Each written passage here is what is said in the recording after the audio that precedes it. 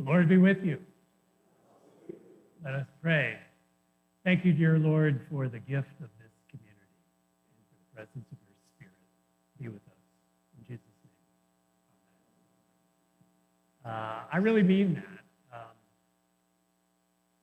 I hope that you feel half as joyful as I do at the end of Sunday morning, because this has been a terribly meaningful experience for both Pat and me, becoming a part of this community, and I really mean that.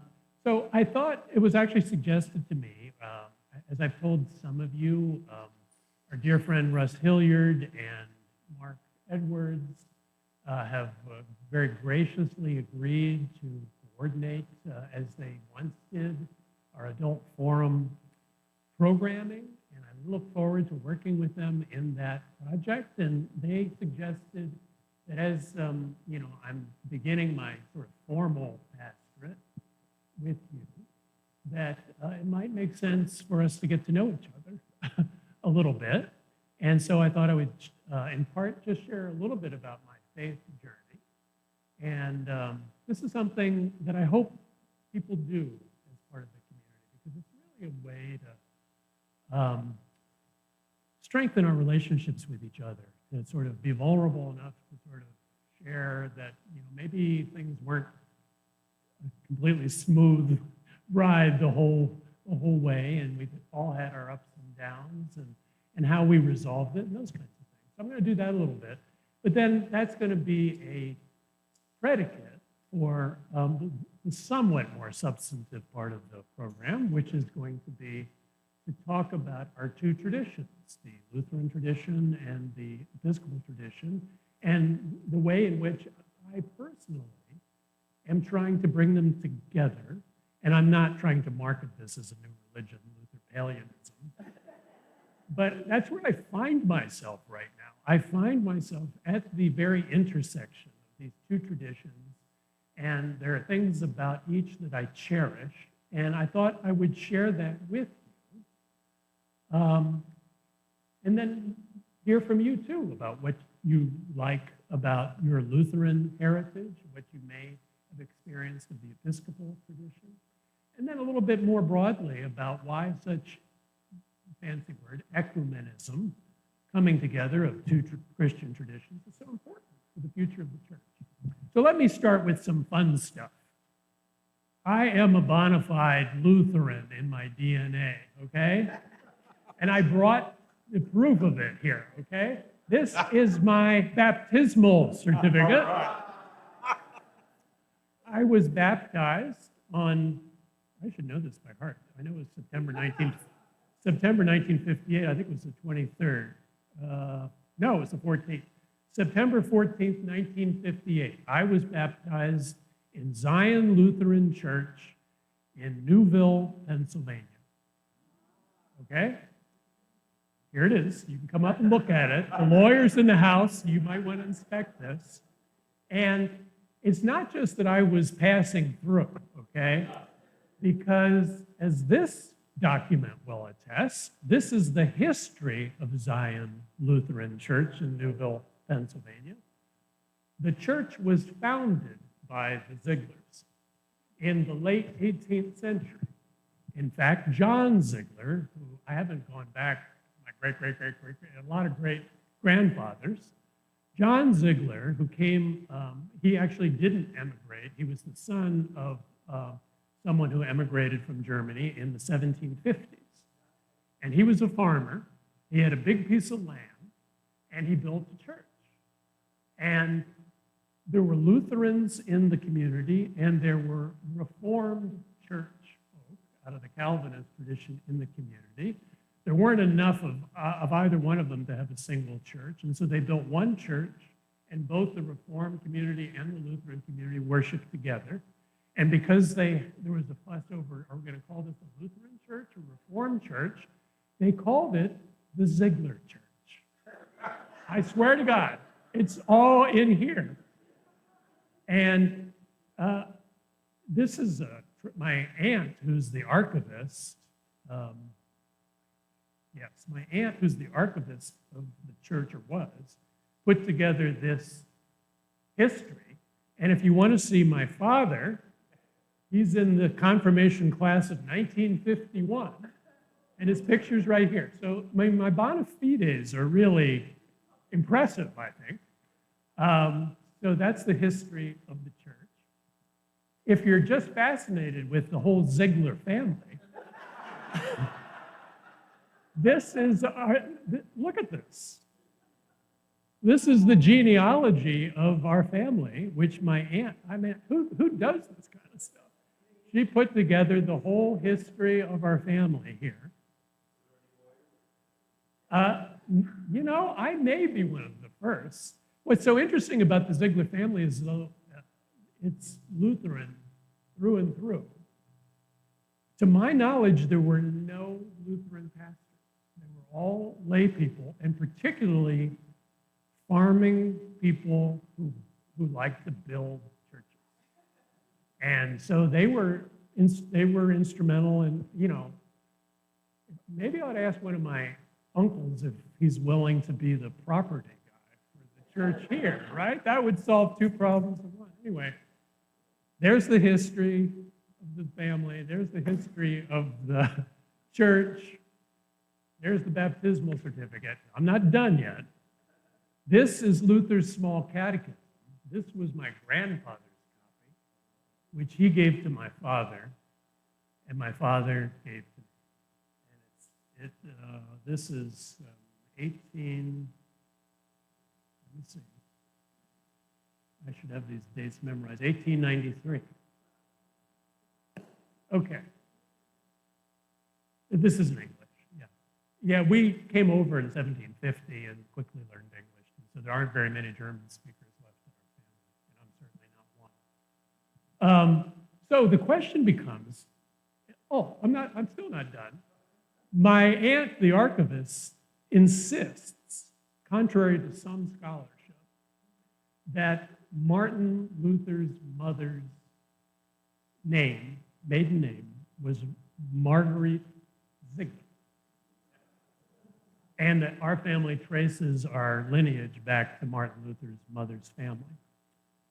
I've subsequently discovered that there's actually a pretty hot debate within the Luther, whoever cares about these things, that the consensus view, not consensus, but the majority view seems to be she was a Lindemann rather than a Ziegler, but our family's sticking to our story. So the question becomes, how did this guy, who has these impeccable Lutheran credentials, get into the Episcopal Church, right? That's a fair question, and many of my aunts and uncles are still asking this question. Well, the somewhat sad truth of it is, both of my parents wandered away from the church when I was very young. I was baptized in the church, and I was taken to church for a few years, but my family moved around a lot. I was a bit of a military brat. My dad was in the Air Force, and then, which is maybe another reason why I'm back here. All these things. He was in the Air Force, and then I worked for a defense contractor for many years, and we moved around a lot. And as my parents moved away, for a whole host of reasons that I still don't quite understand, they just stopped going to church.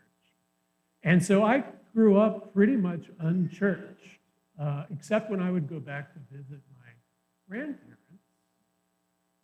On my father's side, Grandpa Rob, and my dad was the youngest of 7, he took the whole family, all 7, to church every Sunday, the Zion Lutheran Church, and they sat in the front pew every single Sunday.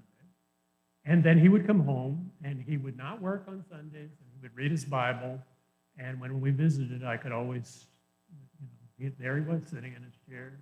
He wasn't always reading, but he had the Bible open in his lap. Sometimes he was actually napping, but that's okay. But it was only when I came back to visit my grandparents that I would get an experience of church. And actually, because both my paternal grandpa and grandma died when I was relatively young, it was my mother's mother who was the more formative influence in my religious life. And she was not Lutheran. She was not Episcopalian. She was Church of the Brethren, which is an Anabaptist tradition. And so I actually attended Church of the Brethren services more than any other services from the time I was born until I went to college. Visiting my grandmother in the summer, she would take me to church, and that's what happened. But honestly, I was largely unchurched, I'm sad to say. But there was something inside me that, God was trying to do something. And so when I went to college, I went to Oberlin College in Oberlin, Ohio, where I met my dear wife first day, freshman year, and we've been together ever since. I immediately decided, literally the first semester, that I was going to major in religion. I majored in religion, took every course I could imagine. I was so excited about it that my junior year, I decided that I needed to study it more intensively. So we had a junior year abroad program at Oberlin that allowed me to go to the University of St. Andrews in Scotland, where I went for a whole year, 1978 to 1979. I enrolled in St. Mary's College, which is the Church of Scotland seminary there. And that's when I learned New Testament Greek. I learned early church history, and I also did a program in philosophy, because I was also interested in philosophy. But I still, honestly, I'm ashamed to admit, I still wasn't attending church. And the reason I wasn't attending church was because I didn't know any better. I loved thinking about religion. I loved reading everything I could about religion. I talked to my friends about it, but it was a bit of an intellectual exercise for me. It wasn't a matter of the heart. Because I hadn't, other than my grandmother, with that important exception, I really had never been around people for whom church life was really important. And God knows, Oberlin College, if you know anything about Oberlin College, has many great strengths, but one of them is not. It used to be back in the day, but it's not anymore, a religious life. And so there I am wandering in the wilderness. I graduated from Oberlin with a religion major, and I'm still interested in learning as much as I can, so I was fortunate enough to get into a PhD program at Stanford in religious studies. And so Pat and I got married. We drove across country in our Volkswagen Bug, which broke down in Rifle, Colorado, the one and only time I've been to Rifle, Colorado. We threw a rod. The service station guy said, "I'll give you $100 for your car." And I said, okay, because I didn't know what else to do. And this was, we had been married 10 days at this point. My very first act as a husband was picking up the phone and calling my father-in-law to ask him for money. Because we needed a plane ticket from Denver to San Francisco so that I could start my PhD studies. That was a really funny conversation to have. He was already dubious about his little girl marrying a guy who was interested in religion. He was a lawyer. And so, I don't know. So I was in, I'll fast forward now because I can talk all morning. But I was in the PhD program for 3 years. The guy I was going to do my dissertation with ended up going to the University of North Carolina. There wasn't anybody else to supervise my dissertation. I also was getting a little, I wasn't sure that teaching college religion was what I really wanted to do. Pat and I had decided to start a family. We had our first girl, who's now 40. And it suddenly dawned on me, I wasn't the sharpest knife in the drawer, that somebody was going to have to actually make some money for us to, survive. And so I said, well, I guess I'll do. She was in law school. She was in law school at the time, and so I was watching what she was doing. I said, well, this seems okay. I really wasn't terribly passionate about it, but my parents, neither of whom went to college, had saved a lot of money to pay for me to go to college, and I felt this deep sense of obligation to them to quote unquote make something of myself. And being a college professor of religion, well, I obviously think that's a high and wonderful calling. The wider world doesn't perceive it that way. And so I wanted to do something for my parents so they could make me proud, and make them proud. And so I was lucky enough to get into Stanford Law School. And so I went to law school there and started practicing and practiced for 21 years. So what's happening to me in terms of my faith journey? Well, quite honestly, having given up the PhD studies, gone to law school, it's really even further buried. You know, I'm not going to church. Now I'm not even thinking much about it. And, you know, I'm sort of lost in the wilderness in retrospect. I mean, I loved the law and had a wonderful time at the law school there and had a wonderful time practicing law. But spiritually, it wasn't feeding me. And so what does God do? Because I now know that God was involved. He taps us on the shoulder and he says, you know, now that you've moved to Washington, D.C., where I started my law practice, a good school for your girls would be the National Cathedral School for Girls. Because the public school system in Washington, D.C. wasn't and isn't really very good, unfortunately, sadly. And so my friend said NCS, as it's called, is both a superior academic program and they provide wonderful moral, character, and religious education too. And so I suddenly remember, oh yes, I sort of care about that. And so we said, you know, we applied and they were lucky enough to get in and they spent their whole life at the National Cathedral School for Girls. And what happened is the cathedral, because they would have chapel in the cathedral and the parents would come, especially when they were little, we started attending church at the National Cathedral. And I was just blown away. How many of you have been to the National Cathedral? Well, you know what I'm saying. It is a gorgeous, gorgeous space. I still think it's the most beautiful cathedral in the world. I know there are lots that vie for that, but I think it is spectacular. And it was, you know, we started learning the Episcopal hymns. We started learning the liturgy. We saw it through our children's eyes.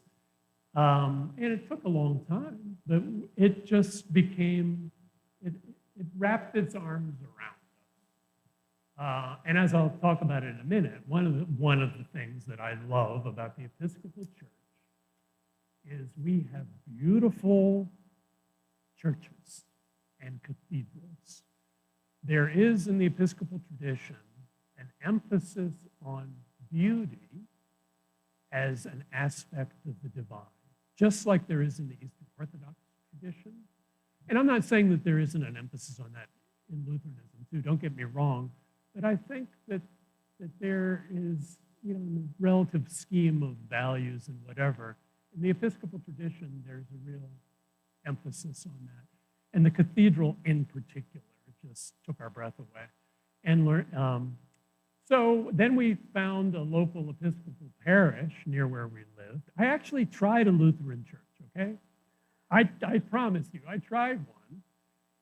And it wasn't like this. It just was dead in the water. And I know that was just, you know, we have plenty of Episcopal parishes that are like that. So this says nothing about the two traditions. It just says, I think that God was sort of nudging me. Why don't you try St. Columba's?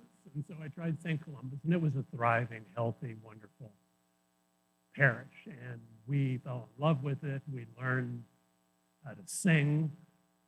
We learned, you know, they had 6 services every Sunday.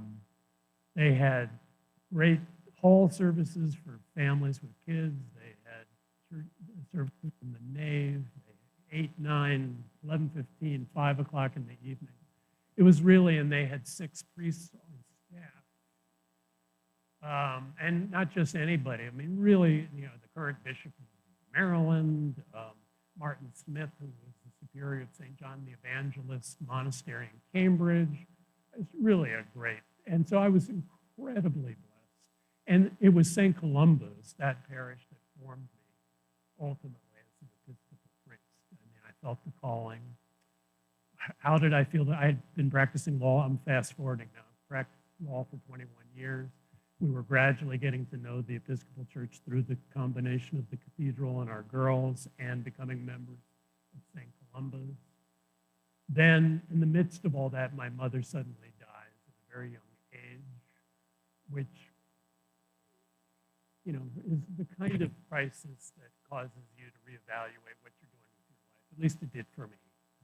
And as wonderful as my legal career was, and it absolutely was, and I still have many dear friends there, I just knew that it was time to discover what had been buried all that time.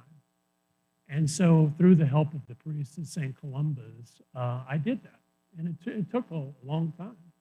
And with the support, I might add, the unflagging support of my partners at my law firm, who let me continue to work as a lawyer and be paid as a lawyer while I finished seminary, going back and forth between our Washington offices and our Alexandria campus of Virginia Theological Seminary. To this day, they are still rooting me on. I mean, I know every now and then, I've gotten grief for this, I make a lawyer joke or two. I actually love the practice of law and the rule of law, and I still, it's a part of who I am, and I know as many fine lawyers as I know fine priests and pastors. Anyway, and they supported me through this. And so one thing led to another. And then I was, I got ordained. I knew, because I had a strong academic background and an interest in teaching and learning, I felt called to academic ministry.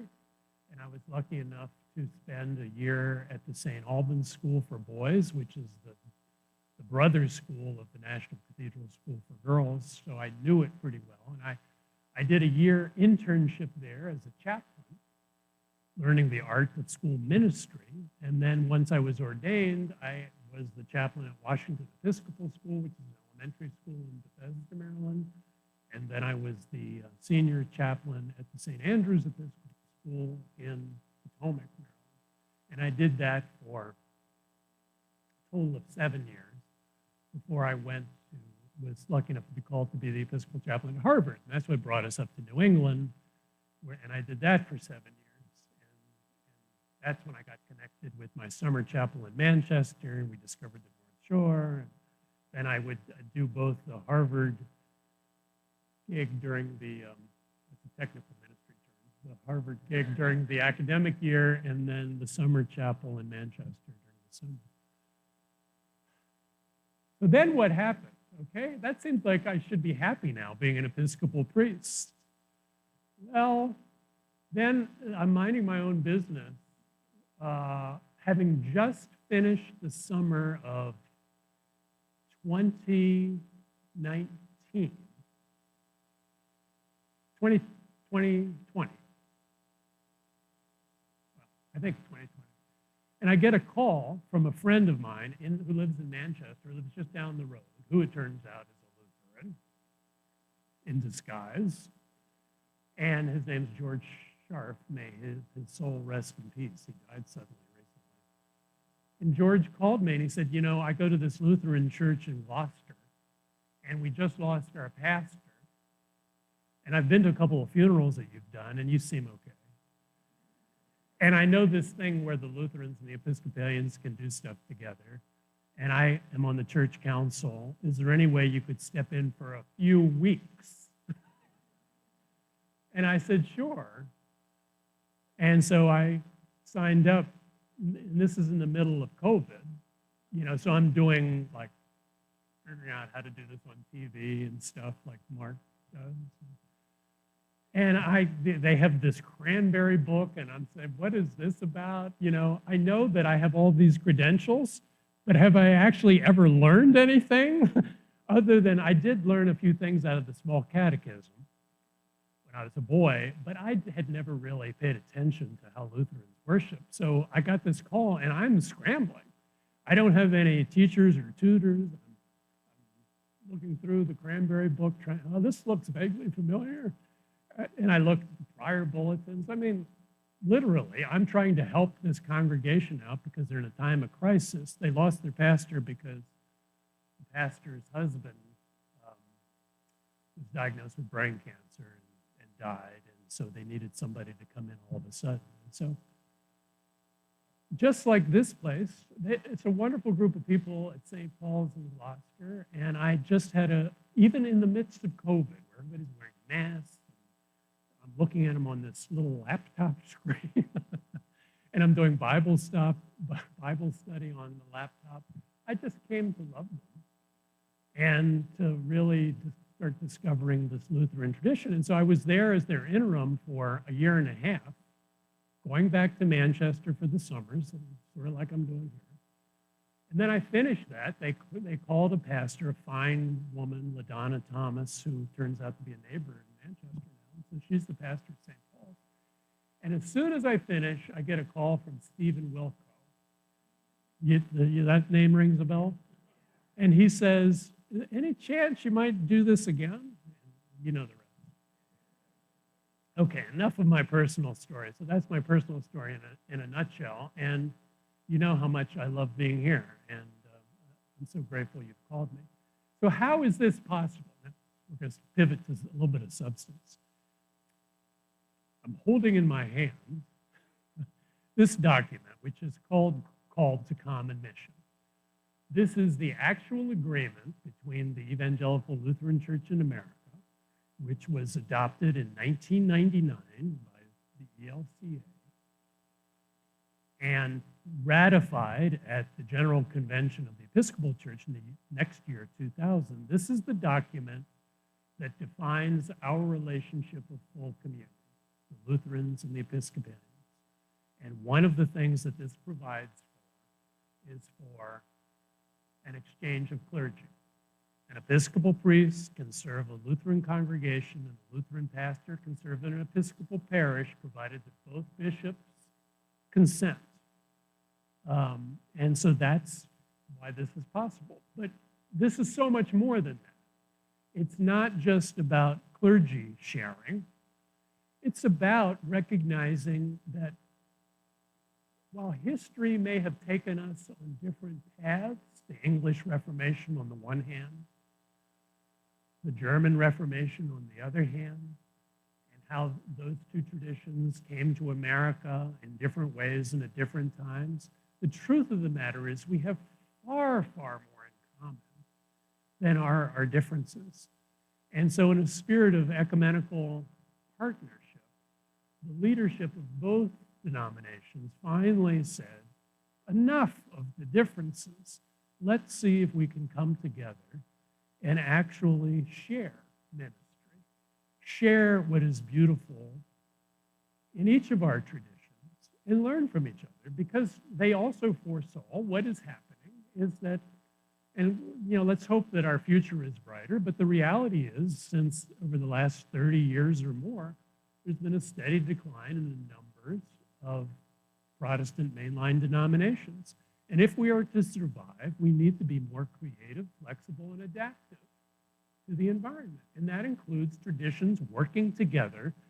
And all of us need to stop saying, I'm not going to play in your sandbox because I like this bucket and this pail. I mean, that's silly. And I say that knowing how hard it is to do, because trust me, I've grown so enamored of our hymnal, the Episcopal hymnal, and the beautiful stained glass windows, and occasionally incense and chanting, and that to try to experience worship in a different way takes you have to open your heart and open yourself to it. And so I think so. Anyway, this is the document that allowed for that. Now, there were some major stumbling blocks related in particular to the two different kinds of polity and the way we govern ourselves. And it's not just structural, it's also deeply theological. And let me just identify one such thing, which was it almost was a deal breaker. And that is, does anybody know why they call us the Episcopal Church? Where the word Episcopal comes from? It comes from the Greek word episkopos. And the Greek word episkopos means bishop. And the reason that we have that in our name is because it is very true to our identity. Unlike Rome, to whom we have a close sibling relationship, and you all know the story of Henry VIII and how that all happened. Unlike Rome, we reject, and like Luther, the primacy of the papacy, and papal infallibility, and all that. We don't believe in that sort of highly centralized form of church hierarchy, but we do, because we see it in the New Testament, as Lutherans do. We see that episcopos is there, and that bishops were in the early church. And so we have centered the center of gravity in the Episcopal Church resides in the bishops of the church. And one of the things that we share with the Roman tradition is that we believe in something called apostolic succession, the historical succession of the church through bishops back to St. Peter, which literally means, within the Episcopal tradition, when I was ordained as a priest, I have to be ordained by the laying on of hands and the invocation of the Holy Spirit by a bishop who him or herself has been ordained and consecrated by at least 3 Episcopal bishops, by the laying on of hands and the invocation of the Holy Spirit, who in turn, it goes back and it goes back and it goes back all the way, we claim, to St. Peter. So that there is a power in that moment, because I was ordained in the National Cathedral,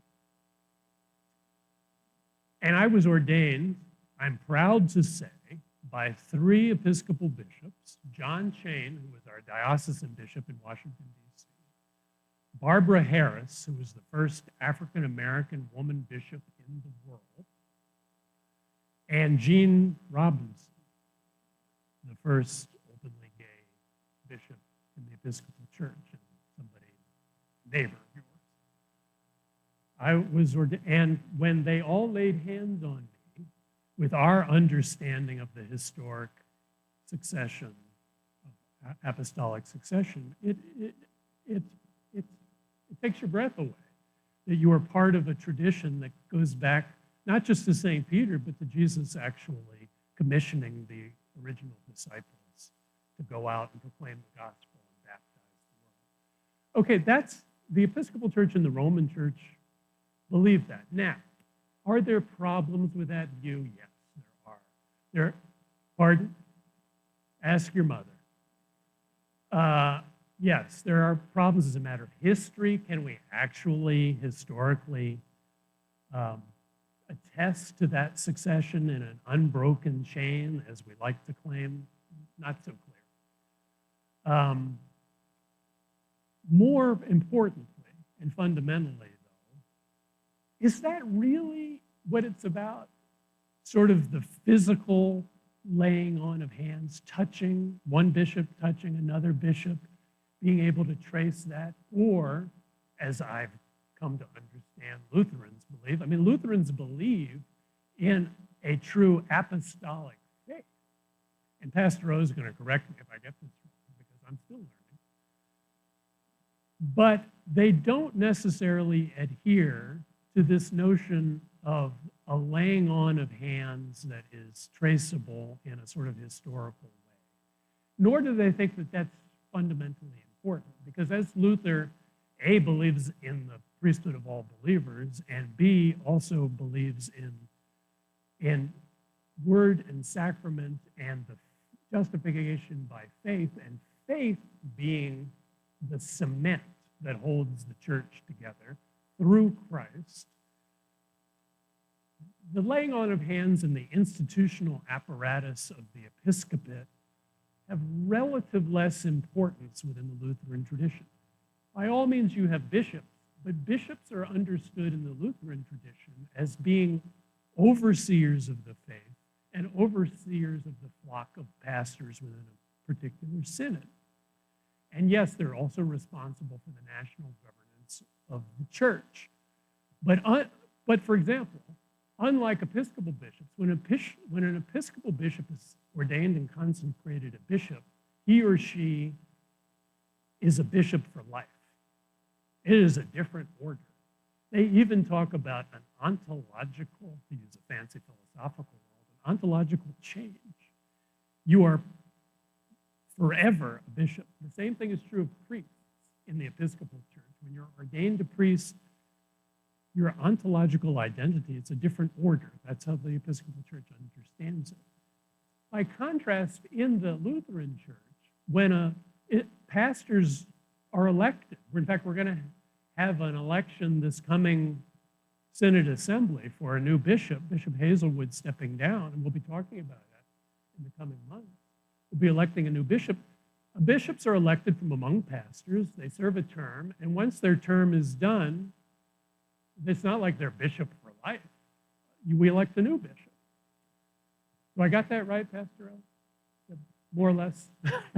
So that's a difference. So what are some of the other differences? In the Episcopal Church, only bishops can confirm. Pastors can't confirm. We need to get a bishop to come because the primary liturgical authority of the church resides in bishops, and only by virtue of bishops ordaining priests and delegating some of their authority to priests have the ability to celebrate the sacraments. But there are some sacraments that are reserved for bishops, and confirmation is one. Now that brings up another difference, right? We believe in the 7 sacraments that the Catholic Church does, not just the 2 dominical or given by Jesus sacraments that we all believe in. We believe in them too, right? Baptism and Holy Communion.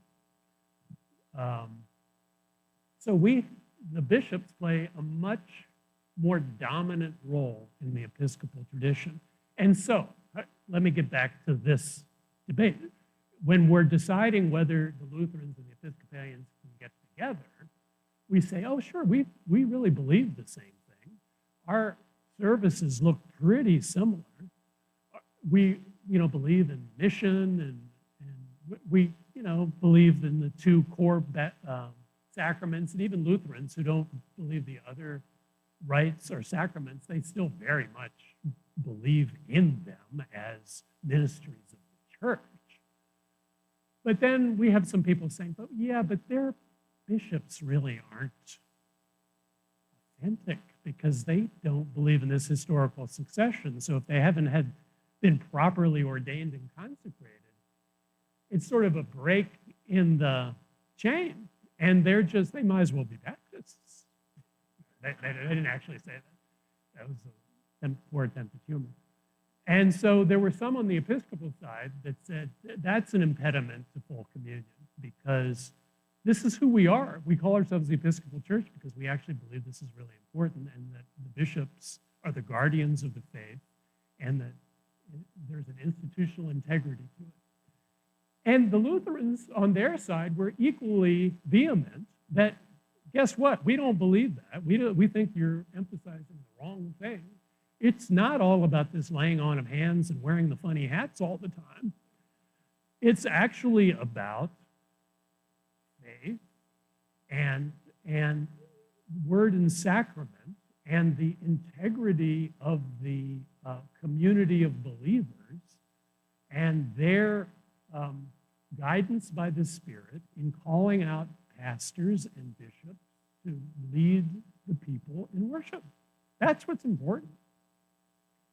And so that nearly did it. And if you want to read, especially those, I only made 10 copies of this because I said, these people aren't really going to be interested in reading this, but some of you might. So there are copies of this. And you'll see this is an exquisite compromise between those 2 positions. Thank God that we could set aside that difference. And I won't bore you with how that compromise works, but now we're each okay with the integrity of each tradition, and we can work together. So let me now get to the really fun part. What do I mean by Luther-palianism?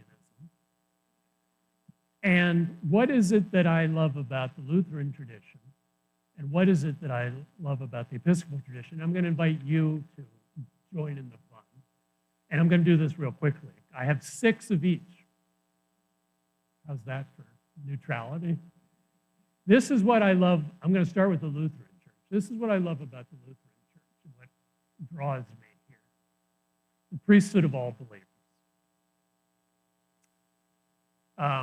I think that our Episcopal Church sometimes takes ordination too seriously, and by which I mean that deacons, priests, and bishops sometimes there's a clericalism in the culture that is just a little bit too reminiscent of the Roman Church, from which the Reformation rebelled, and that there's something beautiful and profound about Luther's insight that all of us have a direct relationship with Jesus Christ, and we're all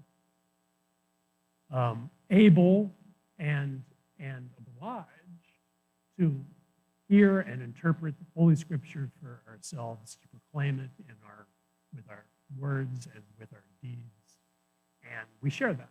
And so I think that's a wonderful insight and impulse, and I wholeheartedly embrace that. Similarly, a focus on word and sacrament, the proclamation of the gospel and the sharing of the bread and wine as dead center in what we do as a church. Luther emphasized that, and I believe that is true. And sometimes in our tradition, the Episcopal tradition, we like the fancy vestments and the smells and the bells, and sometimes we get away a little bit from word and sacrament. Lutherans, in my experience, know their Bible better than Episcopalians, and I think that's in part because of the emphasis on the proclamation of the word. And so I appreciate that. Priority of grace and emphasis on faith. It's about God, and it's about what God does in our lives and our response in faith. And it's not about much else. There's that emphasis in Luther. And there's a corresponding, what I call a low anthropology, which is a fancy word for saying that we're all saints and sinners. And Luther, he drags us right down there in the mud a lot of the time, reminds us that we're, he wasn't quite as bad as Calvin, right, who taught the total depravity of humanity. That just goes a little bit too far, maybe. But for Luther, we're all saints and sinners. And it doesn't matter whether you wear a collar or a mitre or whatever, we're all there and we're standing in need of grace. And I find that to be an incredibly powerful, central message. Lutherans, like the great reformer himself, are salt of the earth people.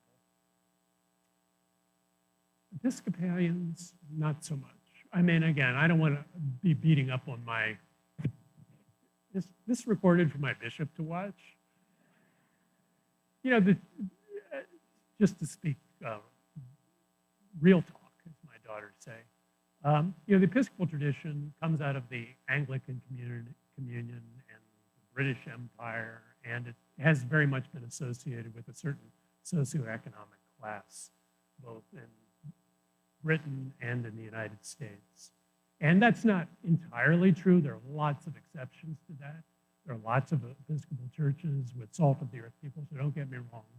But as a general matter, that's true. And if you don't believe me, the Episcopal Church has more presidents of the United States by far than any other denomination, and that's because they're associated with elite universities and leadership. By contrast, and it's not Lutherans are this isn't a knock, but this is like my own family history attests. There are lots of farmers, there are lots of folks who are salt of the earth people who emigrated from Germany and Scandinavia, came to this country. And I think it's one of the great strengths. And one of the things that I love about coming home is that it's a return to my family of origin and the beauty of regular working people. And Luther's emphasis on that we're all called by God to do his work, whether you're a highfalutin executive or congressman, or whether you're the maid sweeping the steps in the cathedral, as he would say. And then finally, number 6 on the Lutheran side is an emphasis on congregational singing and a hymnal that's much more flexible and spirited than the Episcopal hymnal, which I'm coming to really appreciate. Okay, what about on the Episcopal side?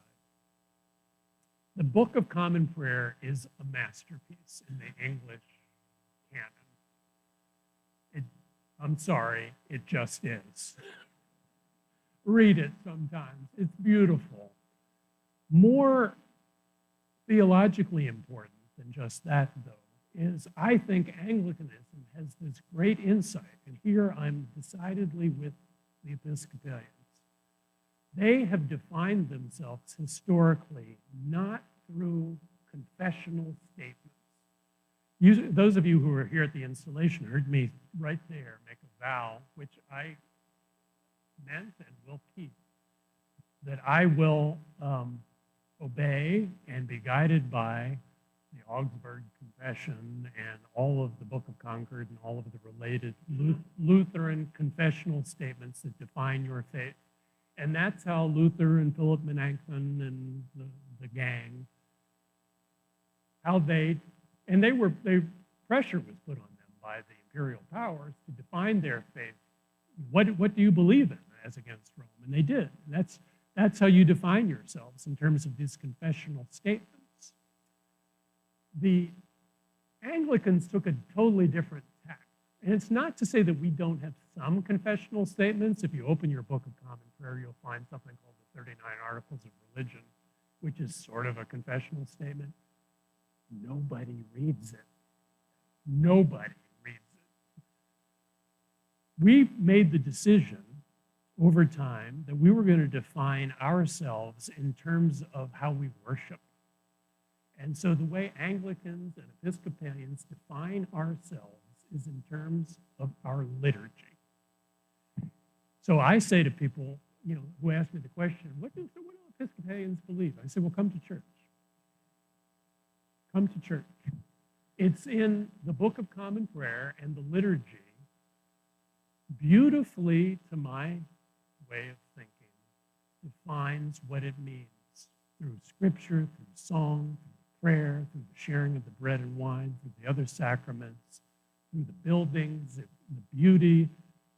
It defines who we are, and it leaves for a lot of room theologically for people who may have slight disagreements, and sometimes not so slight disagreements. And some people think that's anathema, and they want to throw the heretics out of the church. We, by and large, say, we're glad you're here. Which isn't to say that there aren't times when people cross lines, because they do, but that is a difference that I think is the genius of Anglicanism. And it's related to another one of the things that defines Anglicanism that I appreciate, and that is the word via media, which means sort of through the middle or in the middle. You all know the history of Henry VIII and how we came to be. Well, the fact of the matter is we have always straddled the ground between the Roman Church and other Protestant churches. We are a Protestant church, but we are closer to the Roman tradition than any other Protestant church. And we have always liked to think, people can quarrel about how successful we've done this over the years, that we can hold together in one tradition the best of both. And that's what we strive to do. And at our best, I think that is what we can do. We can create a place for worshiping for those people who love. The Catholic Church has much to commend itself, including in a great history. But there are also great insights that we fully embrace in the Reformation, and we try to hold both together. And I think there's something to be said for that kind of institutional identity. Whereas Lutheranism, by virtue of who Martin Luther was and what it did, is still defined a little bit as a reaction to something else. And I know that that's not entirely true, and this is a slight degree of emphasis, but there you go. Other things I like about the Episcopal Church: choral singing. We have great, I know you do too, and people have told me about St. Olave's, and I have to go there. Okay, I will. This is not a comparison. I'm just holding up for you. You know, when you want to hear a really good Christmas lessons or Advent lessons and carol service, who do you tune in? Yes, thank you. Great choral singing. I've mentioned our cathedrals and churches, a focus on beauty and worship, architecture, and the spiritual life. There you go. 6 and 6, it's a tie. And my hope and prayer, and I've held you here for far too long and gone on for far too long, I'm sorry about that. But my hope and prayer is that we can. This is not about making you Luther-palians, please don't worry. This is not about making you Episcopalians either. You're a Lutheran congregation, and I'm going to faithfully live into my vows to lead you as a Lutheran pastor. And I hope that we can also explore the beautiful aspects of both of our traditions and learn from each other. And so from time to time, I'm going to try to take a break in the action during a service and say, you know, the reason when I do the confession and forgiveness, I always use what we call the collect for purity, is because that's in the prayer book, and we always do it on Sundays. And I think it's a beautiful prayer. And similarly, there are things that you've introduced me to, like the Thanksgiving for baptism at the beginning of the service, which I find just incredibly beautiful and powerful. We don't do that in the Episcopal Church. It's not a part of us. I mean, baptism is, of course, a sacramental rite, but we don't do that as a part of a regular Sunday liturgy. And there are others. So I hope to, as we go, talk about these kinds of things, how we're different, and what's really powerful about different ways of doing things. Okay, yes.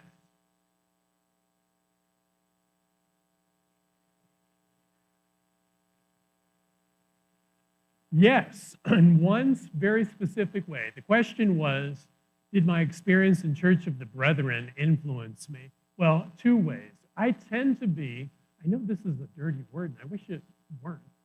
I tend to be a little evangelical in spirit. And by that, I don't mean anything to do with Christian conservative evangelicals. What I mean is an emphasis on the good news of Jesus Christ in our relationship to him. And I got that from the Church of the Brethren. And, I understand it within the context of this Episcopal and now Lutheran tradition. But that's one thing. The other thing, which you're gonna learn, and I almost did last Holy Week, is the Brethren believe in washing feet. And so on Monday, the Church of the Brethren wash feet, at least my grandmother's church, they did it 4 times a year, not just on Monday, Thursday. And why? It's because if you read the Gospel of John, Jesus says you must do likewise. When he washes the disciples' feet, it's a command, and it's right in conjunction with the Lord's Supper. And the way the Brethren interpret that is he doesn't say just do it on Maundy Thursday. He says do it when you gather. And so the Brethren do that regularly. Now, I'm not gonna go there, but that really impacted me, and I think there's something profoundly powerful and beautiful about that particular rite. I know it's not for everybody. I'm not going to make people do it. That's an answer to your question. Other questions or observations about Earl?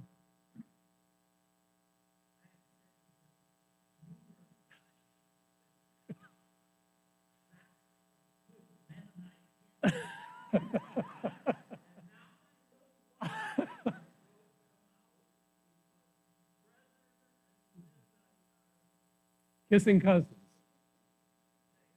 Maybe that's awkward. Yes, Peter.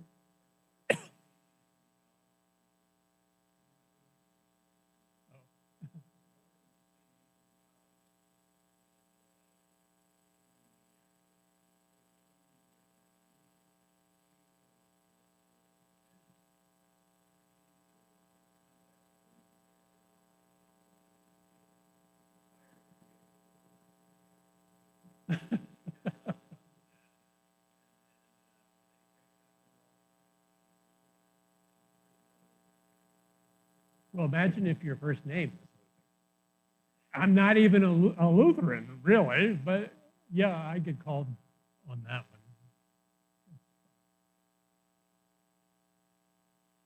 one. Other questions or comments? I appreciate so many of you coming out. Yeah, Tom.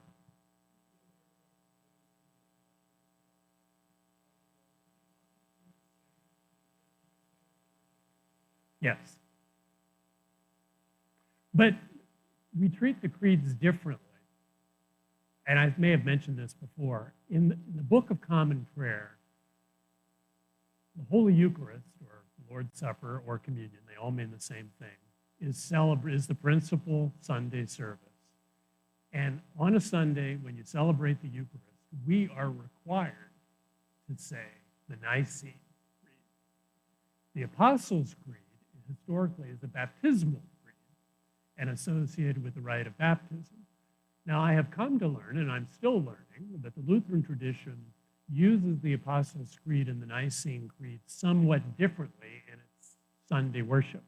And they use both, and they alternate, and there are certain seasons for which the Nicene Creed is more appropriate, and there are certain seasons for which the Apostles' Creed is more appropriate. And I'm told that Lutheran pastors have much more prerogative not to use either creed in a Sunday service.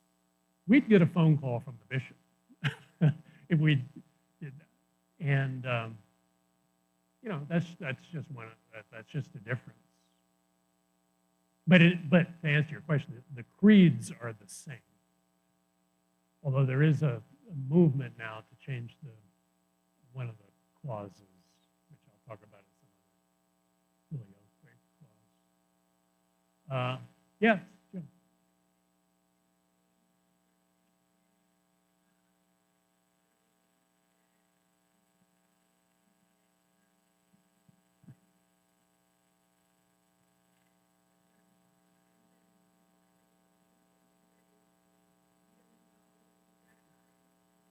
Yeah. Yeah, though there actually is a slight difference. When an Episcopal priest celebrates the Eucharist, there is a moment at which we invoke and you'll notice I don't know the practices of a lot of your pastors, but when it comes to what we call celebrating the Eucharist. But in the Episcopal Church, there are very specific rites. There are 6 total in the Book of Common Prayer for celebrating the Eucharist and the Great Thanksgiving. And there are manual acts, that is, the priest does things with his or her arms and hands during the celebration of the Eucharist. And at one point, we invoke the Holy Spirit over the bread and the wine, inviting the real presence of Christ. Now, unlike our Roman Catholic brothers and sisters, we don't believe in transubstantiation. We don't believe that the bread and the wine become Christ's body and blood. And Episcopalians would be perfectly happy, for the most part, with understanding the real presence of Christ in the bread and the wine as a way of understanding it. So we have absolutely no quarrel with the Lutheran sacramental theology. But as a matter of practice, and because that we have our roots more squarely in the Catholic liturgy, there is a point in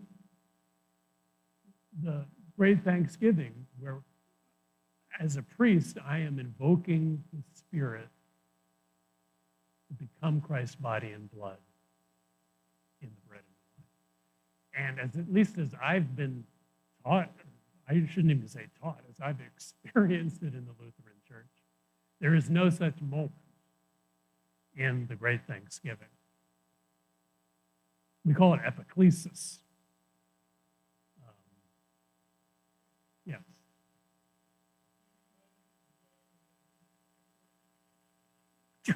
Oh, this sounds like it's going in a bad direction.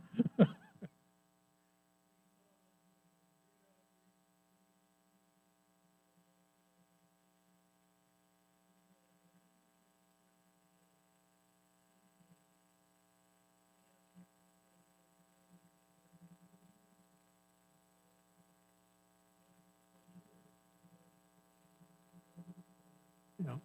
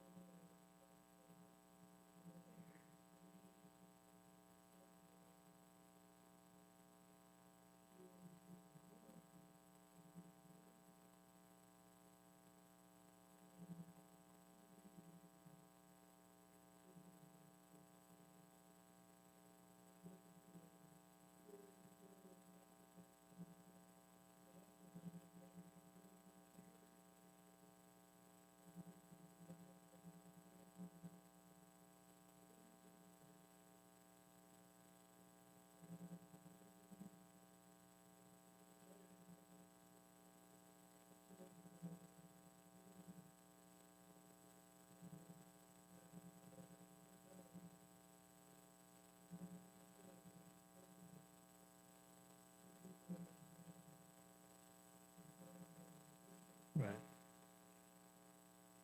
Yeah.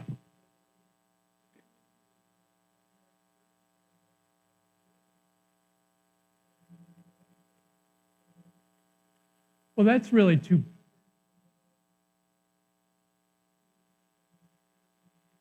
That's really a shame because I think with a little more conversation, that could have been completely cleared up. For one thing, she didn't need to be confirmed. She needed to be received because the Episcopal Church recognizes the right of confirmation in the Lutheran Church, and she was right. She's been through probably a better instruction because Lutherans tend to be a little bit better at it than we are in the Episcopal Church from my own experience. So she was confirmed. But that being said, because of the Episcopal Church's understanding of confirmation as a sacrament, which Lutherans don't share, but we do, and because we believe that only bishops can confer that sacrament on people, if you're either being confirmed or you're being received into the Episcopal Church, a bishop has to lay hands on you. And the only other thing I would add is that while you may have been confirmed in the Lutheran Church, that kind of education process allows for this kind of a conversation, namely, so what's different about the Episcopal Church? And a new member of class should have said, okay, well, we love our Lutheran brothers and sisters, and this is your understanding, but we have this slightly different understanding, and that's why we do it, and we'd love for you to come when the bishop's here, and he'll lay hands on you, and we'll all be happy. And that having been said, if you're a Lutheran and you'd rather not do that and still belong to a Lutheran, there's no requirement that in order to be a member of an Episcopal parish, that you have to be received or confirmed in the Episcopal Church. You still, I mean, if I had been the rector, I would have said, well, come, if you don't want to go through that class and don't want to be received, that's fine. You don't have to. We love you as you are.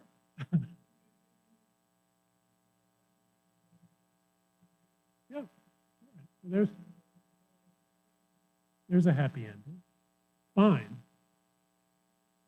Okay. Pastor O. I'm kidding. Thank you.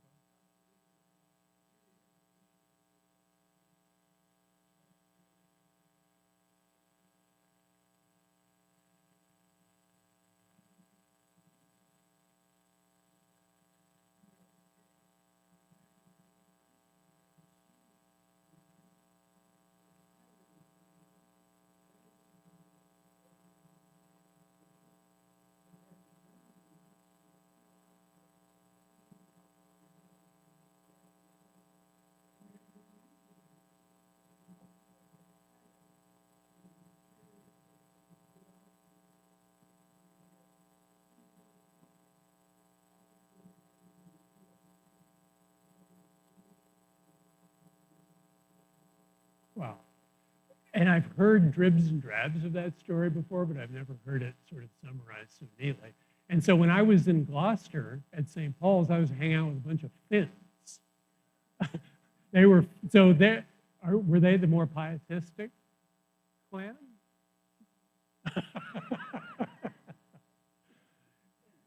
Well, that's helpful. And yeah, I should add to the list of things I love about Lutheranism, by the way, is theology. Name your favorite Anglican theologian. If you can't think of one, it's because we don't have a lot. Now, I happen to like Rowan Williams, and I think he's one. And there may be a few others, but even people who you might think of, like Richard Hooker, nobody here has thought of, or Thomas Cranmer, you probably don't know who he is either. They're not, I mean, Martin Luther, Soren Kierkegaard, Dietrich Bonhoeffer. I mean, you have some major heavyweight theological thinkers. And that's one of the great strengths of your tradition. And again, that reflects what I was saying earlier. We're all about worship. And so we haven't produced, and because we're not about a confessional statements, we haven't produced the sort of theologians that you have, but we've produced some pretty fine liturgy over the last 5 centuries. Okay, it's now afternoon. This has been fun, and I really appreciate you taking the time to come and to get to know me a little bit better, and I hope this has been useful, and I really welcome your feedback, not right now, but later. Let me get in my car and speed away, and then you can send me an email about whether these are useful. Anyway, let's